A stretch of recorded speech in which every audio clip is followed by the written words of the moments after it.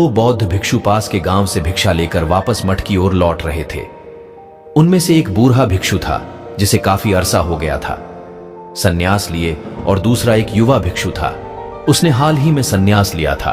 दोनों शांत भाव से अपने रास्ते पर चलते जा रहे थे। रास्ते में एक नदी पड़ती थी जिसको पार करके जाना पड़ता था। आजकल बरसात के कारण वो उफान पर थी। जब वे दोनों उसके तट पर पहुंचे तो उन्हें वहां एक स्त्री दिखाई दी जो नदी पार करने की कोशिश कर रही थी। वह इतनी सुंदर थी कि किसी अप्सरा से कम न प्रतीत होती थी। पानी से भीगे उसके वस्त्रों के नीचे से उसके सुकोमल अंग झांक रहे थे। स्वर्णाभूषण उसके रूप को अनुपम दिव्यता प्रदान कर रहे थे।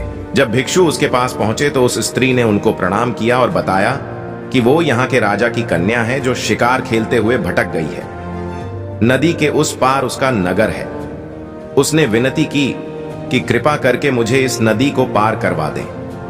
नदी का वेग इतना ज्यादा है कि मैं अपने शरीर को संभाल नहीं पा रही हूं।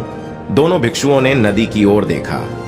किनारे के उबड़े है खाबद्दा पत्थर तल की चिकनाहट और ऊपर से धारा का वेग, कुल मिलाकर उसे पार कर पाना किसी कोमल मनुष्य के लिए अत्यंत कठिन था।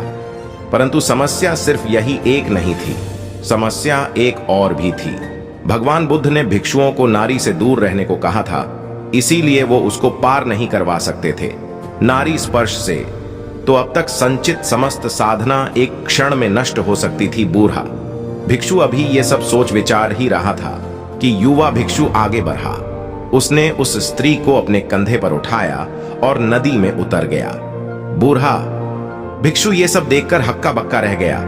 वो भी उसे विस्मय से देखता हुआ पीछे पीछे नदी पार करने लगा। युवा भिक्षु दूसरे किनारे पर पहुंच गया। उसने स्त्री को अपने कंधे से उतारा और उसे विदा दी। वह स्त्री भी उनको प्रणाम करके चली गई। युवा भिक्षु शांत भाव से मठ की ओर बढ़ने लगा। पीछे पीछे बूढ़ा भिक्षु भी तट पर पहुंचा। पहुंचते ही उसने युवा सन्यासी को उपेक्षा के भाव से देखा। बूढ़े भिक्षु की आंखों में क्रोध और दुर्भावना थी। उसने युवा भिक्षु की तरफ मुंह फेरा और शीघ्रता से मठ की ओर पांव बढ़ाने लगा। आवेग में चलते चलते वह विचार कर रहा था कि देखो, एक हम हैं जिन्होंने इतने साल तक अपने ऊपर किसी स्त्री की परछाई तक नहीं पड़ने दी, और एक ये हैं आजकल के युवा सन्यासी। स्त्री की छाया तो दूर, उसे स्पर्श भी किया, और सिर्फ स्पर्श ही नहीं, उसे कंधे पर भी उठा लिया। अभी मठ में जाकर भगवान बुद्ध से इसकी शिकायत करता हूं। ऐसे नीच को तो संघ से ही निकाल देना चाहिए, और भगवान बुद्ध से भी ये आग्रह करूंगा कि आगे से इन युवाओं को दीक्षा ही न दें। ये अपने ऊपर संयम तो रख नहीं सकते। यही सब सोचते विचारते मठ आ गया। वह तेजी से अंदर गया और भगवान बुद्ध से भेंट करने उनके पास गया। बुद्ध शांत मुद्रा में एक वृक्ष के नीचे बैठे थे। बूढ़े भिक्षु ने उन्हें प्रणाम किया और सारा किस्सा सुना दिया कि कैसे उस युवा भिक्षु ने उस स्त्री को नदी पार करवाई। संघ के सभी भिक्षु इकट्ठा हो गए।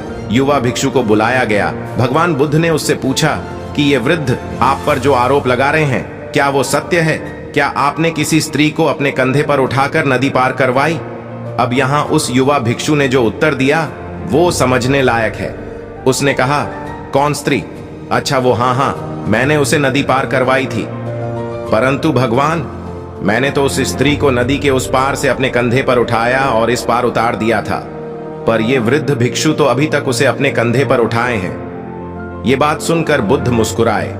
उन्होंने युवा भिक्षु को आशीष दी और कहा कि सच में किसी कार्य में शारीरिक संलग्नता से कहीं अधिक प्रभावी मानसिक लिप्तता है।